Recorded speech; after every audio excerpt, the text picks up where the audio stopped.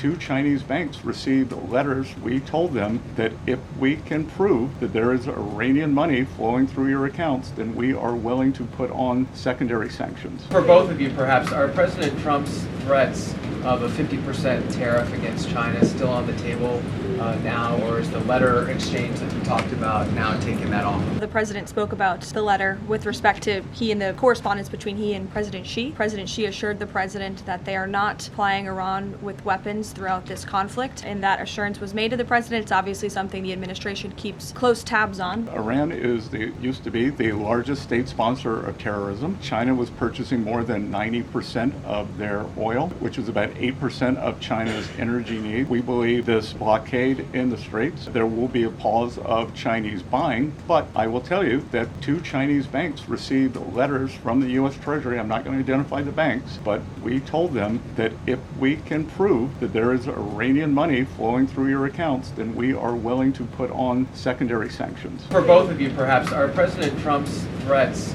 of a 50% tariff against China still on the table now, or is the letter exchange that we talked about now taking that off of the table? Well, as you know, the president spoke about the letter with respect to he and the correspondence between he and President Xi. President Xi assured the president that they are not supplying Iran with weapons throughout this conflict, and that assurance was made to the president. It's obviously something the administration keeps close tabs on with respect to tariff. You have any update on that, Mr. Secretary? I don't have an update on the tariffs, but I do have an update on sanctions. Iran used to be the largest state sponsor of terrorism. China was purchasing more than 90% of their oil, which is about 8% of China's energy needs. We believe this blockade in the Straits, there will be a pause of Chinese buying, but I will tell you that two Chinese banks received letters from the U.S. Treasury. I'm not going to identify the banks, but we told them that if we can prove that there is Iranian money flowing through your accounts, then we are willing to put on secondary sanctions. And are you Nick, go ahead. Thank you, Caroline. Go ahead, Nick. Just a quick Thank you, follow-up. Caroline. So my question is for are you considering any more sanctions relief, Mr. Secretary, for countries that are suffering right now in order to get more oil to your allies?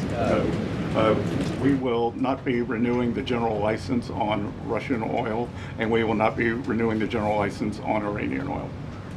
Because again, that was oil that was on the water prior to March 11th. Right. So all that has been used. Thank you, Nick, go ahead. My question's for the Treasury Secretary. As you both noted, 53 million Americans have used one of these new tax exemptions the president enacted. Can you speak to not only the relief that's bringing specifically working class Americans like waiters, bartenders, overtime workers, but also the impact this is going to have on the economy? Well, a couple of things there is I can tell you, I think Kelly's very popular, but I think with service workers, I may be the most popular cabinet secretary in D.C. because when I show up, a doorman, the not so much bartenders, but waiters, waitresses, they all say thank you for no tax on tips. Again, I was in a diner up in Westchester County, and this is a home run. In terms of what's happening with these folks, and what we can't tell you yet, and we will be able to provide data at a later date. That 52 million is how many have used at least one of those. So we expect that there are probably multiple filers who have used at least more than one of those four signature things. And look, again, this is the America First, Americans, hardworking Americans keeping more of their money, just like with our small businesses. If we go back and look, when you hear the left talk about this was a tax cut for millionaires and billionaires, they wanted to raise the tax rate for everyone making more than $500,000. That is a small business killer. Thank you. I have one question for the Secretary and then the Administrator. Mr. Secretary, since we're on the topic of China a few minutes ago, we are a little over a year past Liberation Day, the tariffs. The goods trade deficit with China has dropped sharply. Are those gains sustainable, and are you worried about any retaliatory actions that could go against those gains? I actually think we're going to be building on those gains in terms of the trade deficit dropping with China. Since last summer, there's been great stability in the relationship, and really the keystone to the relationship is the strong respect that the two leaders have between each other. My experience has been when the communication is at the top, then we follow that directive and those wishes. We had the meeting in Busan, Korea.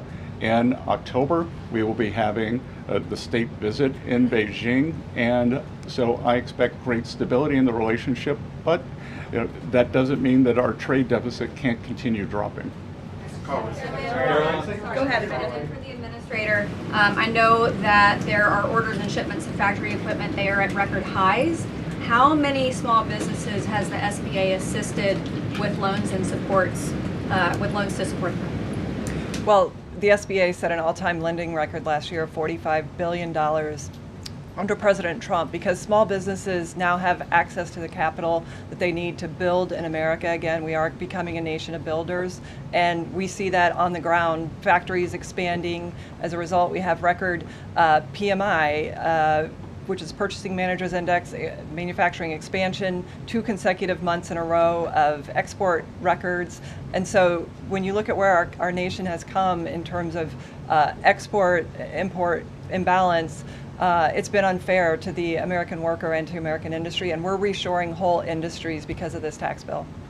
Libby. Libby, go ahead. Thank you, Caroline. Go ahead, Libby. I have 2 questions for you. The first one is about Iran. The second one's actually about United Airlines that I want to ask you about. So on Iran, is there a timeline for how long this blockade is going to remain in place in the Strait of Hormuz by the United States that President Trump has voiced to you or that you've heard among officials? Sure.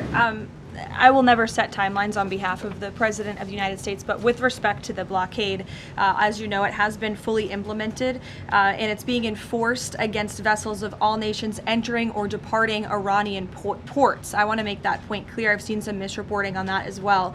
This includes all Iranian ports on the Arabian Gulf and the Gulf of Oman.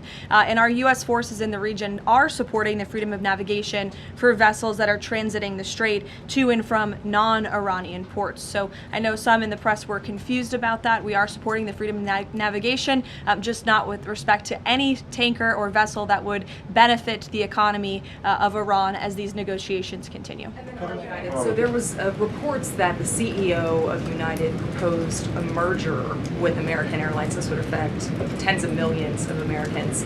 That was proposed in a meeting with President Trump. Was that a merger that he has voiced any kind of support of? It's not anything that we have a position on or anything we're commenting on. I know it's an idea that has been proposed by private industry, but it's not something the President or the White House have an opinion on or are weighing in on at this time. John, go ahead. Thanks a lot, Caroline. This is for Secretary Bessent. On Monday of next week, importers can start requesting claims for tariff refunds. And my understanding is $127 billion eligible for refunds. What's that process look like? How can a porter and an importer request such a refund going forward? That's not being run out of Treasury. We would just be the paymaster, so that's being run out of CPB. Yep. And so explain that process. I understand you're not running it. How does that process actually work? If you're an importer, you paid these tariffs, the Supreme Court found that those tariffs were illegal. What's the process for them to get back that money? Well, they would be in touch with the CPB, and I think the number you're quoting is so that's the amount who have already requested refunds. So they are already in the chute, and we'll see what the timeline is for that. Will that affect the U.S. economy, all of those refunds coming out of the U.S. Treasury?